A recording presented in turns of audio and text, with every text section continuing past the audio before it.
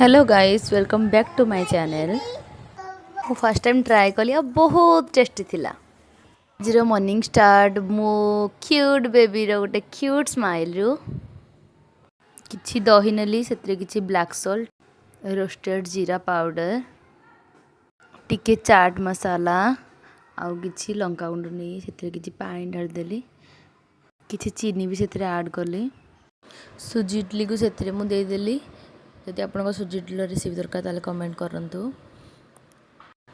गोटे तड़का पैन रे किछि ऑयल गोटे लंका आउ किछि पंच फुटण अदा रसुण भेरसुआ पतर दे गोटे छुंक पके देली किछि पियाज जीरा पाउडर आउ किछि ब्लैक सॉल्ट टमाटो केचप आउ सेव पके मु रेडी कर देली मोर दही इडली।